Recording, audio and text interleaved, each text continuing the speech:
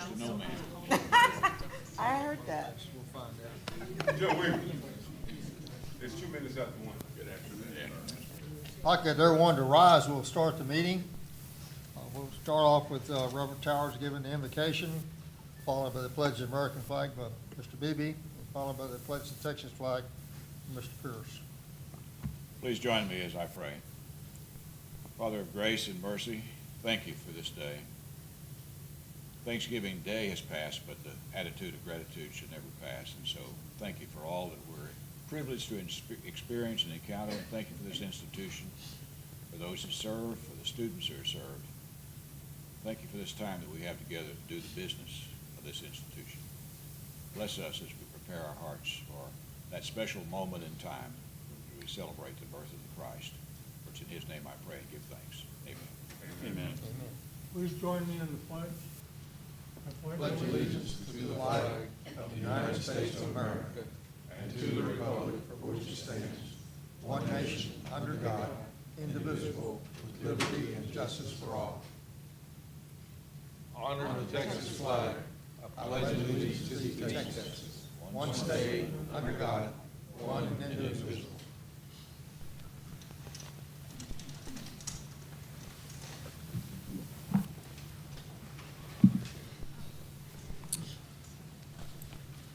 We have a quorum present, and I believe Mr. Armstrong has joined us by telephone. Are you there, Don?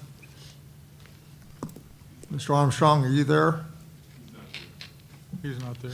Don't hear him, okay. This meeting is being recorded, and members of the public may access this meeting through the Central Texas College website. First item on the agenda is consider approval of the minutes of the regular meeting of the Board of Trustees held on October the 26th, 2021, a copy of which has been provided in your read ahead.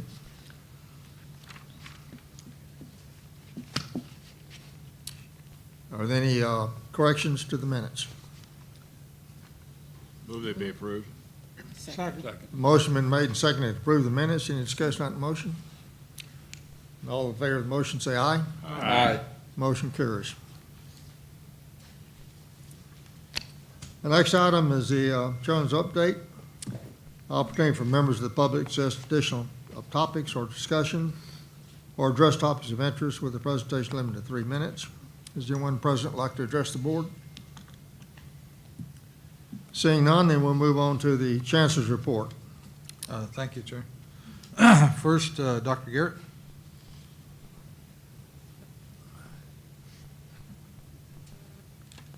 Good afternoon. I've got a couple things on here, but under the first bullet, the SAC's fifth-year interim report, I have 2 things to report. First, if you recall, in 2020, we went through the fifth-year interim review with SACs, and part of that was an off-campus instructional site review of certain locations that they selected. That was done virtually in 2020. The Department of Ed required that they come and visit the sites, or we go and visit those sites that were selected. And we were, knock on wood, as of the preliminary report, we were totally successful with the review that was done, the on-site reviews with the chair of the OCIS, the Off-Campus Instructional Site Visit team. So that went well. We were in Bethesda, Rucker, Marble Falls, Fredericksburg, and Gatesville High School. So it was a successful visit. And the second item about the SAC's fifth-year interim report is we were selected to present as an example of how to do a fifth-year interim report at the SAC's conference this year. That is being held starting this Friday. Our presentation is on Tuesday, and Erica, did Erica come? No? Okay. Erica Burton, you've met her. She did the web design. Stephanie Legree Roberts and myself will be presenting for SACS at the SACS conference. It's virtual, so we'll be on our computers doing it. Thank you. For you, those of you who don't know, that covers 11 states and what, about 400 or 500 institutions of higher education. So to be selected to do that presentation is huge. You're talking about all the major universities within those 11 states and community college, so my hat is off to you and your team, Dr. Garrett. You They did a great good job. They really did. And it was a group effort, because other departments, all departments participated in that. So it's important. It's very important. We'll display what we submitted and answer any questions that they have about how to do it. Want me to go to the next one? Yes. Okay, the pilot program for institutional portal. What that is CTC was selected to be part of a pilot program with SACS.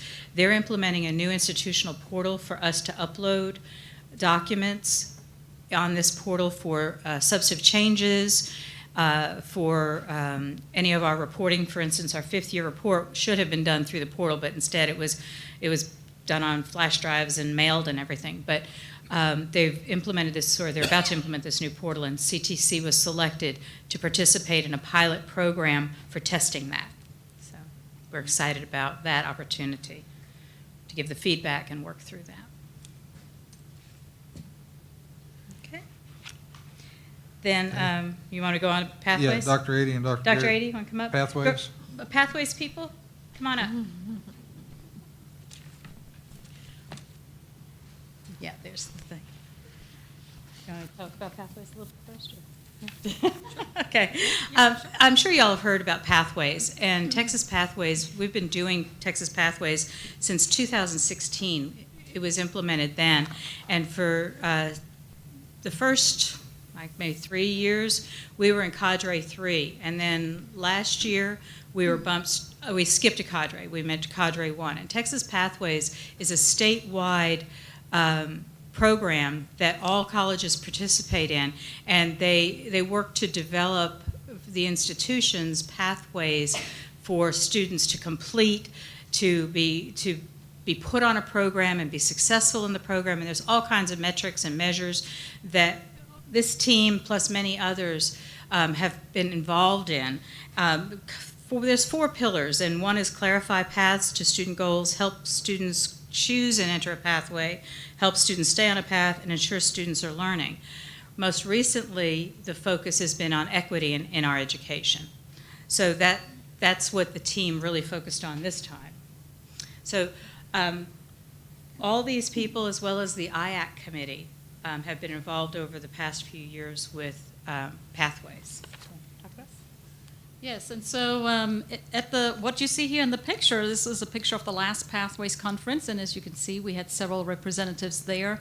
The folks that attend the Pathways Conference vary a little bit because it depends on the topic. So this time the topic evolved around adult education and workforce programs. So we had different representatives there than we had in the one before. But there is one constant that is always there, and those are two of our professors. We have Anelia Fairfield, and we have Ellen Falkenstein. So those are the two that take the leads, that coordinate. There's a lot of data that has to be gathered from a variety of departments. And so those two ladies do that.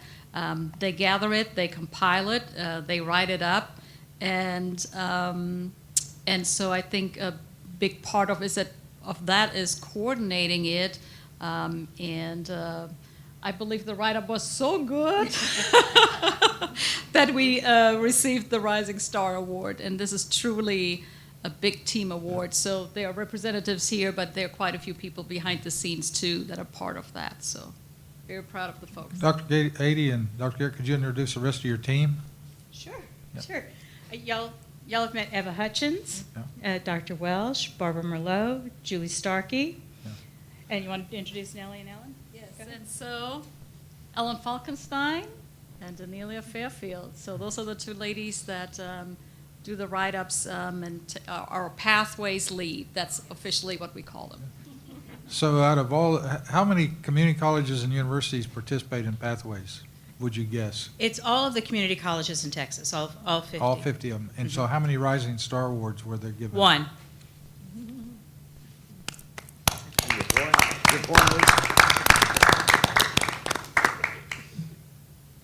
Thank you so much.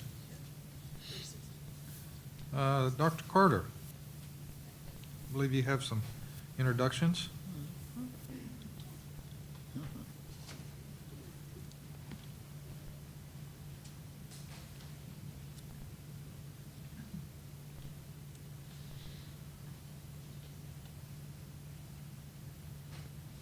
Good afternoon. I am pleased to introduce two of the newest members of our CTC team.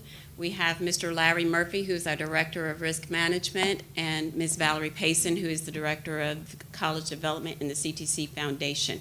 I'll tell you a little bit about each of them and then allow them an opportunity to greet you. Mr. Larry Murphy is the college's new Director of Risk Management in the Title IX. Excuse me. Prior to his employment with CTC, Larry served 24 years in the U.S.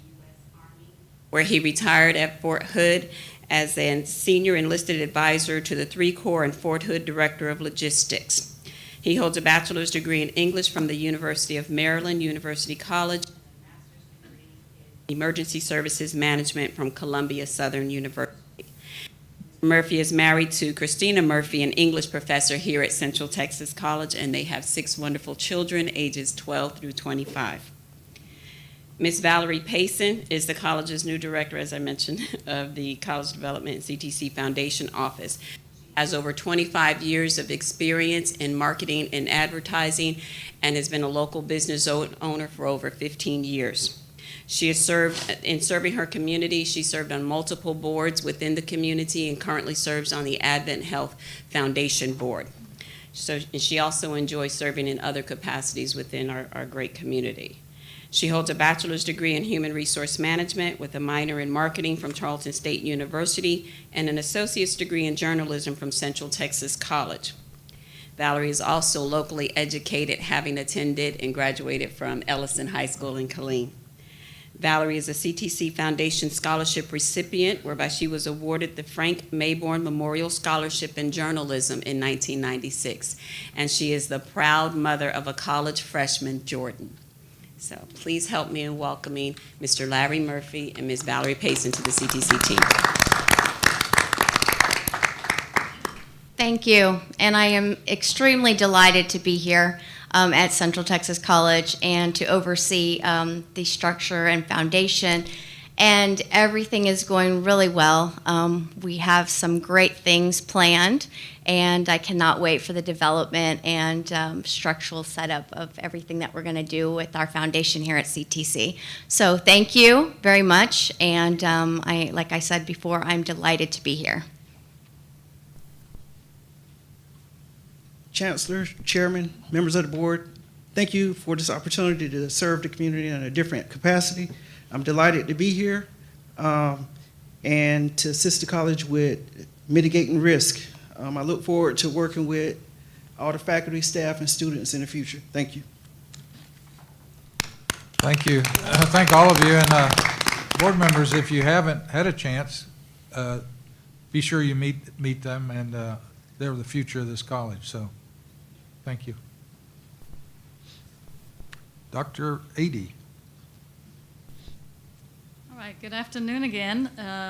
Our new Dean for Instruction, who will be replacing Dean Anderson, is almost here. I think as we speak, he's on his way from Corpus Christi to Killeen, trying to move into his home to be ready to come to work tomorrow. So I am introducing him a little bit early because you may potentially see him if you're coming to the farewell reception for Dean Anderson and Kirsten Brooks tomorrow afternoon here at 2 o'clock. Dean Fisher will be here, and I think you might meet him. So I wanted to introduce him to you before you meet him live. And that could be facial recognition, so someone looking like that should be there. Dean Fisher has a 30-year career in the Air Force, and he also worked as an instructor there, and he was a director of the Community College of the Air Force. So after his Air Force career, he became the Dean of Academics at Rasmussen College. He then relocated to Texas and is, well, until yesterday, he was working at Del Mar College as a director for counseling, disability, and retention.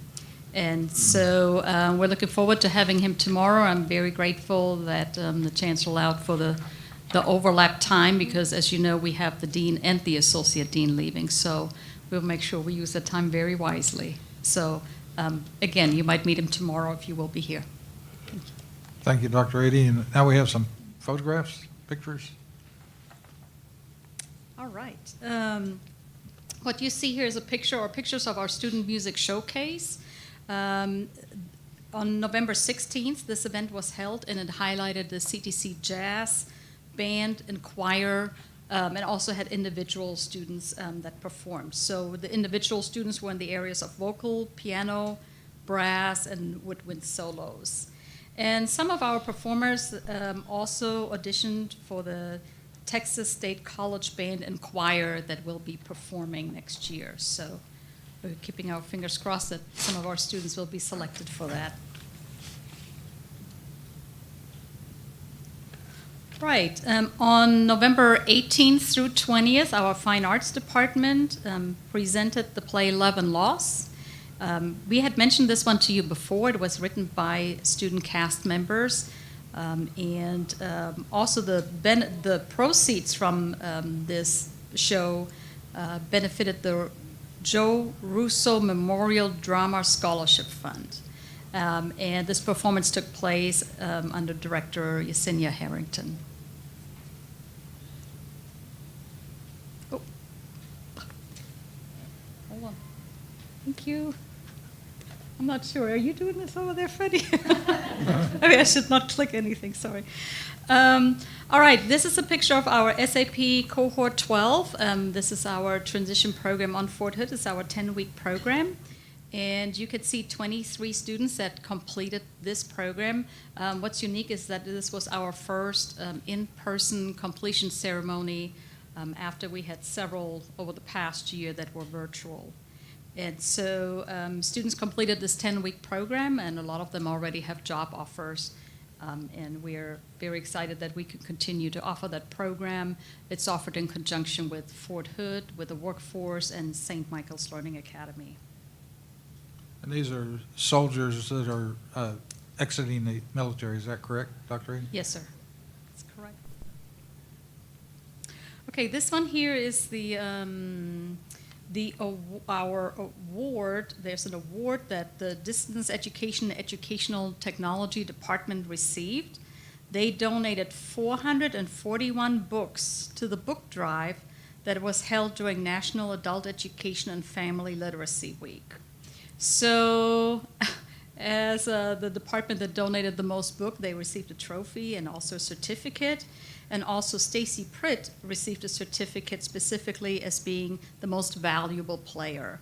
So the book drive was held all over campus, and there was certainly competition there, but Deet took it away. Mm-hmm. The total book collection was 1,331 books. Who's that?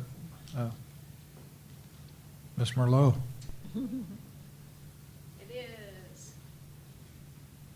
There is a chance that you've already seen some of the final product. We decided to go ahead and do a photo shoot. We try to do these every year or two just to get some fresh faces. And they had a different idea, and we launched a completely new campaign. The photo shoot was in October, and everything was ready to go week before we left for break. So maybe you saw a TV commercial. But for those of you that never liked the black and white pictures of students, they're no longer black and white. Anybody want to cheer for that? I know there were some. And so it's a really new look using the same colors that we have always used, and of course our logo. And I'm excited for you to see it, and hopefully it'll get us some students. And I believe the next slide is me. So, okay. Actually, this was an event that we covered. It was not a CTC event. It was a Workforce Commission event, and the Chancellor had sent some photos along with Dr. Ady that we wanted to let you know. And did you say like 500 people came through that day, or some very large number? It was a veterans job fair, and here you see one of the commissioners, Commissioner Aaron Demerson, and he will be our graduation speaker. Correct. So you'll all get to meet him.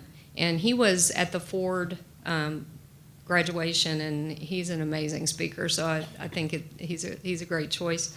And then Colonel Foster, who's also very supportive, is in the bottom, Chad Foster, and he is the new garrison commander. I don't know how new he is, but first time I've seen him the other day. That's all. Thank you, Barbara. One last note, I'm supposed to remind everyone, graduation December the 10th, which is Friday, at 5 p.m. So, thank you. That's it. Thank you, Mr. Anopoulos. Next item on the agenda is discuss and consider approval of the differential tuition for massage therapy students. Ms. Samarippa? Ms. Samarippa cannot be here today, so Dr. Ady is going to fill in for her. Yes, I am filling in for Ms. Samarippa, and last week she brought forward the recommendation for the differential tuition of $35 per semester hour. And this is the request brought forward to the board. Are there any questions of Dr. Ady? Move we approve that request. Second. Motion been made to approve the recommendation. Any discussion on that motion? And all in favor of the motion, please say aye. Aye. Motion carries. Thank you very much. Next item on the agenda is discuss and consider approval of the renewal of the annual contract within Data Incorporated for Fast Forward, My Compass version 2.0, for the period of October 1st, 2021 through September 30th, 2022, in the amount of $67,500. Dr. Welch? Good afternoon. Yes, at the workshop week before last, I did present on the Fast Forward system, and we are requesting renewal of the annual contract in the amount of $67,500. Any questions? There's been a motion. Do I hear a second? Second. Yes. Motion been made and seconded. Any discussion on that motion? All those in favor of the motion say aye. Aye. Motion carries. Next item is discuss and consider approval of board document number 337, revision 23. That information was provided in your read ahead. It's a public policy, position paper, and investment policy. Dr. Carter.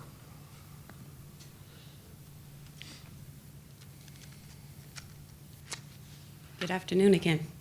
As discussed during the workshop, this is a requirement of the Public Funds Investment Act that you all review the college's investment policy annually. However, our investment advisory group, Hilltop, recommends no changes at this time, and that's in line with the recent legislative session, in which there were no changes to that act. So today is just the formality to get it before you and to get you to approve. Any questions, Dr. Carter? Move we approve. Second.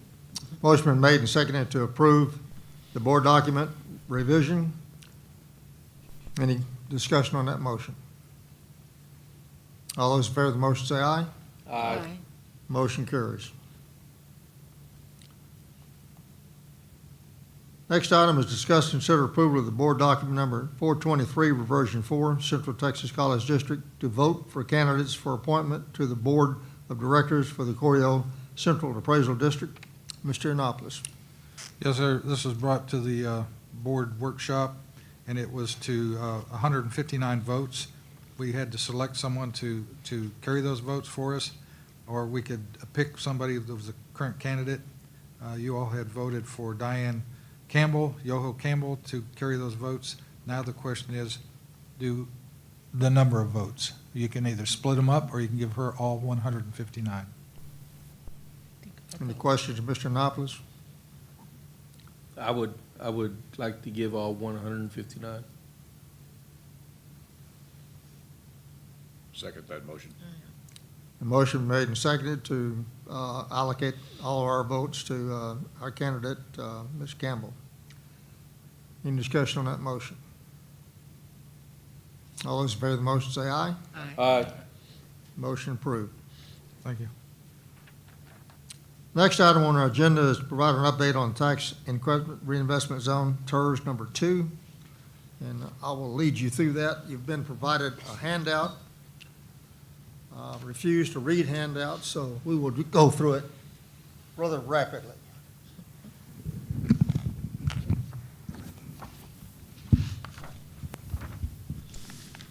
TERS was initiated back in 2008. It has a 20-year life, and CTC agreed to participate in that, and it is not a new tax. The zone is set up in blighted areas or areas that need improvement, primarily in downtown area. And we participate in that by capturing the tax revenue off of the appraised value of properties and turning that back to the city. I think this year we're, a little over $41,000 that we participate with. The total fund right now is around $2 million. And these are the purposes that we put. It's primarily for infrastructure and improvements in areas to invite investors to come in and create new businesses or new properties to generate revenue. How do we advance this, right? Okay. The TERS number 2 area, you can't really see it, but on your outline you can. It's basically in this yellow area right here, and it includes a portion in the downtown area up there, and we have just added a new area right up here, which is where the old movie theater was at 38th Street in Rancid. Next one probably a little bit more clear.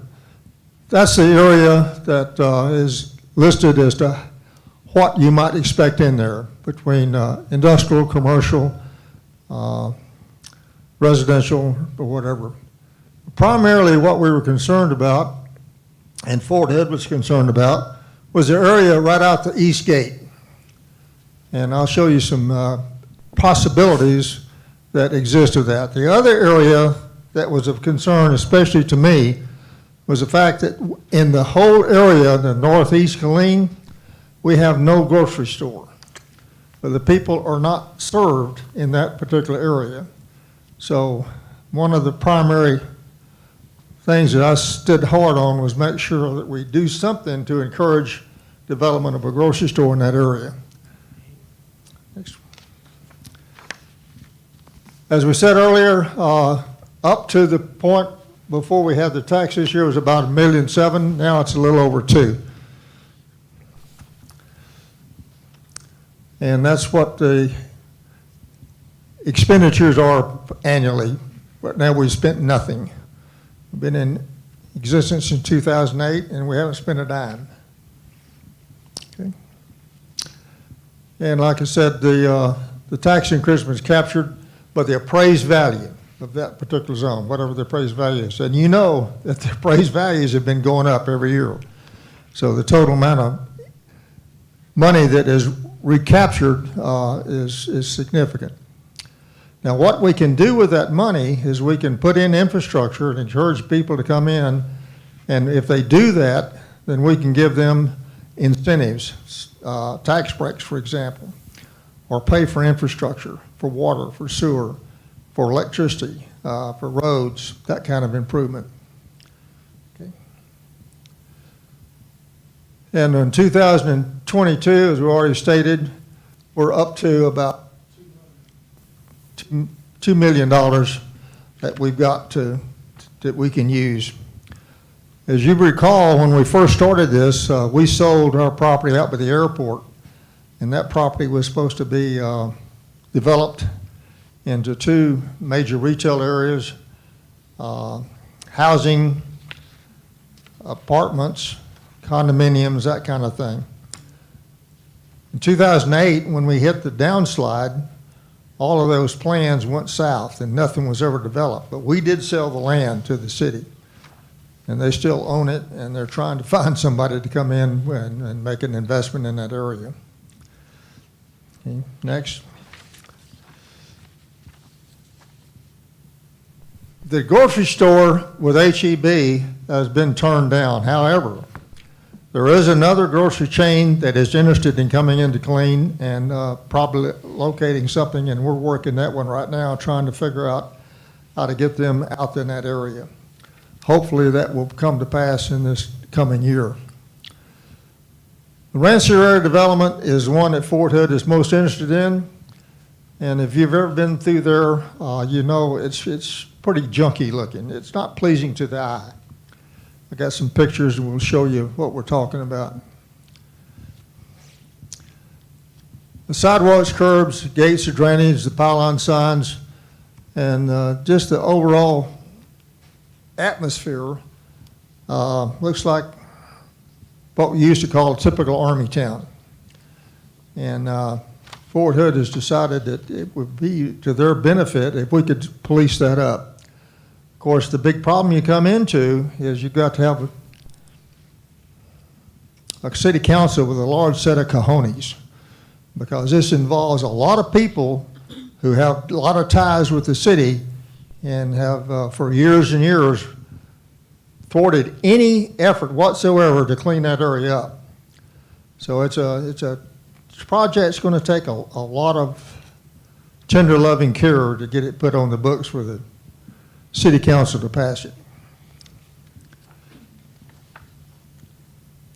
That's just some of the areas it look like. If you've ever been down there, you understand that this kind of parking is not really good for the standpoint of people and the traffic in the area. You're backing out or coming into traffic every time you turn around. And that has caused quite a few accidents. Commercial pylon signs, that's the current area is what it looks like. And like I said, that's, you can go to Fort Riley, Kansas, you can go to Fort Benning, Georgia, you can go to any place you want to, and you're going to find a street that looks exactly like that. That's not a good image. And Sergeant Major is shaking his head. You understand what we're talking about. Been there, done that, right? The next few slides are going to show you what the proposal could look like if we got rid of this kind of stuff. Next one. That's a little more pleasing to the eye.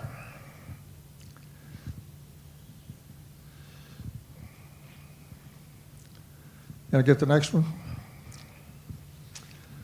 That's at Fort Hood, what we used to call the East Gate, looking east down Rancid, and what the proposal could look like. Next one. And that's an artist's concept of bringing things into a new compliance to get rid of some of the unsightly things. We'd actually take Rancid from Hood Street, which is Highway 195, down Rancid all the way to College Street. And everything on left and right would be modified with new signage, with new electrical, with new sidewalks, and you'd make Rancid a 3-lane road. So you'd have one egress, one ingress, and one turn lane in the middle all the way down.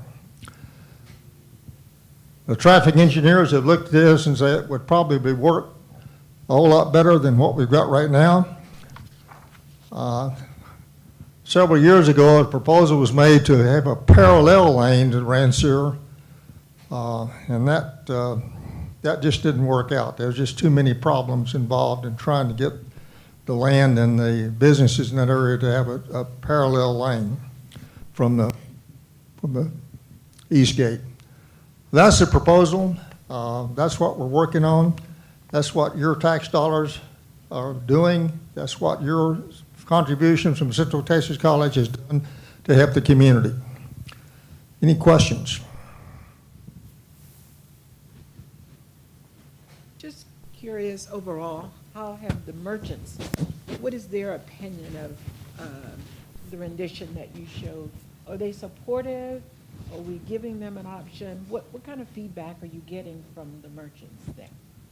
Well, the feedback that I'm getting now from the new board that was just constituted, we changed out some of the older members and some of the people that no longer qualified to be on the, and I'm getting the feeling of the new city manager and the new council members that are on the board, and we just elected a new chairman and a new vice chairman for the board, and they are ecstatic about it. They want to do this. Now, whether the city council will bite the bullet or not, that's the $64,000 question. I'm optimistic that we can make it work. But what about the people that own those businesses? Are they receptive to? No. They're not? No. You'd have to change some ordinances to get this done. You'd have to, like I said, you'd have to get the city council to stand up and be counted, and that's the hard part. But if you own the business down there, I think you could see it would take some money out of your pocket, but that's the purpose of the TERS, is to try to limit the amount of money that comes out of pocket to do this. If we could get the infrastructure underground with electricity, get the sidewalks made, get the roads redone so that the parking would not be a problem, I think that would alleviate a lot of fear. But there's a lot of money involved in signage. And what you'd have to do is you'd have to have really come in with a real hardcore policy that said this is how the sign would look and how high it have to be and so forth. A lot of cities have done that lately. They don't let you have the large billboard signs that we're accustomed to. It's a good question, and that's one of the holdups right there, is the individual landowners involved in this. Any other questions? Okay. Thank you very much for your kind attention.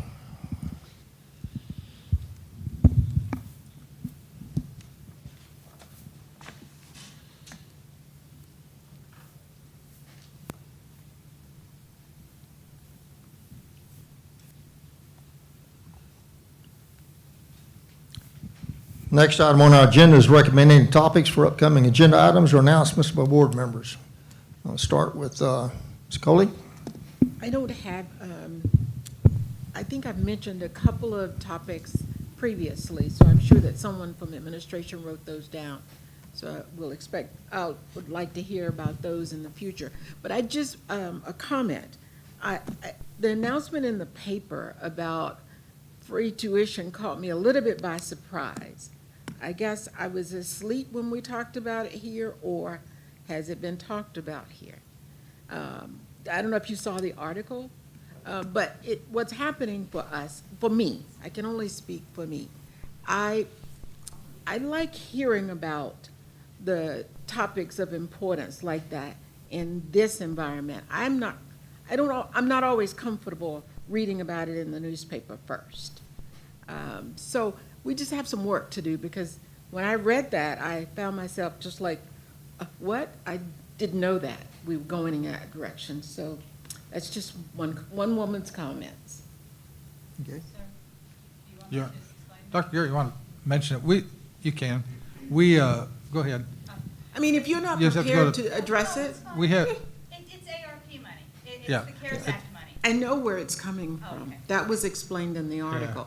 yeah. What I have some adjusting to do, maybe my expectations are different, but I have an expectation that when we're making major decisions, that I, as a board member, will know about it before the public is aware.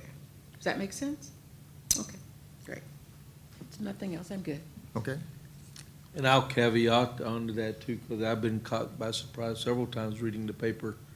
And I would like to know what's going on before the press tells me what's going on, because I would like to articulate that myself.